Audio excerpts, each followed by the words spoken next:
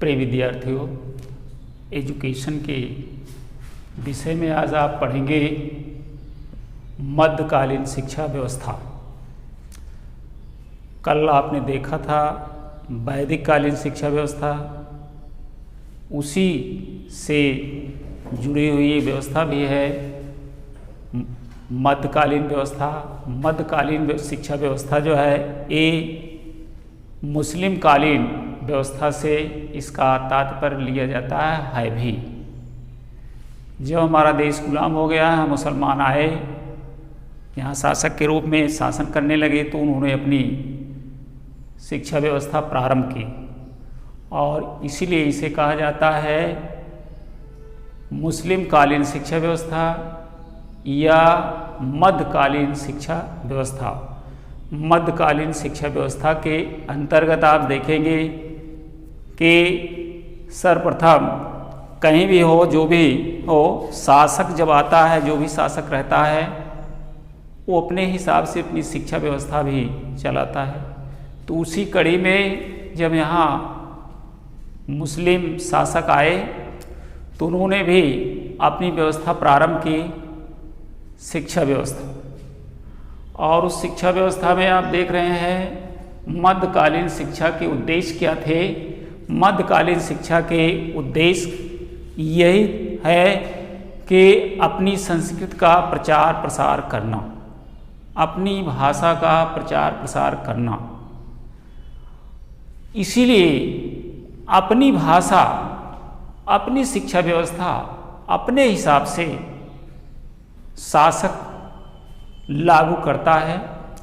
उसी कड़ी में मध्यकालीन शिक्षा व्यवस्था भी है, मुस्लिम कालीन शिक्षा व्यवस्था जिसको कहा जा रहा है। इनका मुख्य उद्देश्य अभी आपको बताया, कुरान का प्रचार करना, अपने धर्म का प्रचार करना, अपनी संस्कृति का प्रचार करना, यही है इनका मुख्य उद्देश्य शिक्षा व्यवस्था की।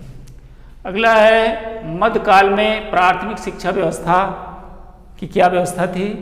मध्यकाल में प्राथमिक शिक्षा व्यवस्था जो दी जाती थी वो मकतब में दी जाती थी, उसे हम मकतब कहते हैं। और इस काल में मकतब जो है ये शैशव अवस्था से प्रारंभ होती है और थोड़ा सा पढ़ने लिखने का ज्ञान होता था, बस केवल इसी के अंतर्गत ये व्यवस्था थी। अगला है शिक्षा आरंभ संस्कार बिस्मिल्लाह खानी जिसको कहा जाता है। शिक्षा आरंभ, प्राथमिक शिक्षा व्यवस्था जब प्रारंभ की जाती थी तो उस काल में आप देखेंगे इनके यहाँ भी एक, जैसे अब वैदिक काल में आपने देखा संस्कार, विद्या आरंभ संस्कार, उपनयन संस्कार आदि आपने देखा, ठीक उसी तरह से इसमें ये शिक्षा आरंभ में संस्कार होता था ए बिस्मिल्लाह खानी। इसमें जब बालक 4 वर्ष 4 माह 4 दिन का हो जाता था तब इन्हें अनुमति मिलती थी मकतब में प्रवेश करने का और शिक्षा ग्रहण करने का। 4 माह 4 दिन 4 वर्ष या 4 वर्ष 4 माह 4 दिन, 4 दिन है सब। और जब बालक इतना बड़ा होता था तब वो अपनी होश संभाल लेता था और उसी को जब उसमें मकतब में प्रवेश पाता था। मध्यकाल में उच्च शिक्षा व्यवस्था ये मदरसों में दी जाती थी। मध्यकाल में शिक्षा व्यवस्था दी जाती थी लेकिन मदरसों में दी जाती थी, उसे हम मदरसा कहते थे। और जबकि प्राथमिक शिक्षा व्यवस्था दी जाती थी उसे हम मकतब कहते थे। मकतब और मदरसा, मदरसे का मतलब उच्च शिक्षा व्यवस्था से होती थी और मकतब का मतलब प्राथमिक शिक्षा व्यवस्था से होती थी।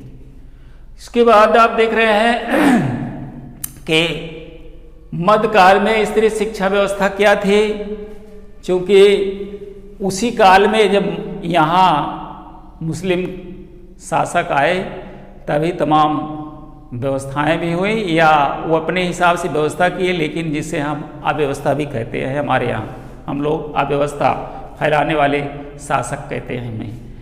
तो मध्यकाल में स्त्री शिक्षा व्यवस्था नगण थे, राजा महाराजा जो थे, बादशाह थे, वह अपने घर की लड़कियों को पढ़ाने के लिए मौलवियों को अपने घर पर ही बुलाते थे और वहीं पढ़ाते थे।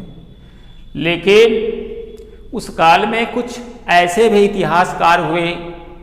एक महिला जिसको हम कह रहे हैं गुलबदन बेगम है। ये गुलबदन बेगम बाबर की पुत्री और हुमायूं की बहन थी।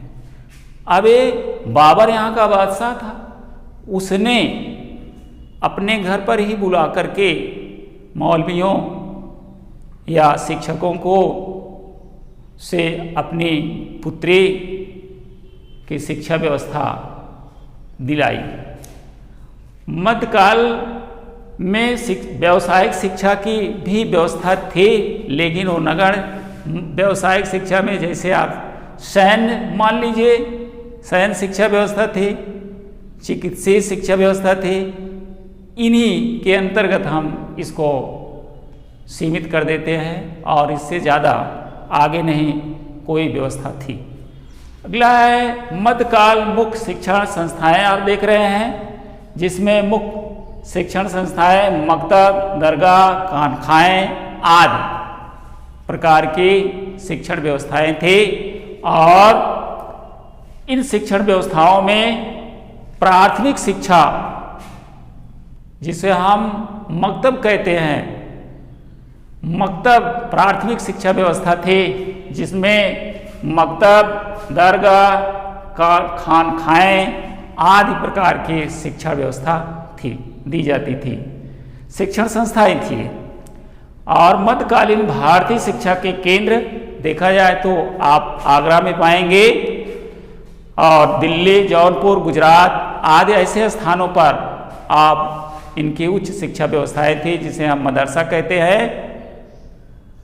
कल हम देखेंगे मुस्लिम कालीन शिक्षा व्यवस्था की कुछ विशेषताएं प्रकाश डाला जाएगा। आज केवल हम यहीं तक देख रहे हैं। अपनी वाणी हम विराम कर रहे हैं।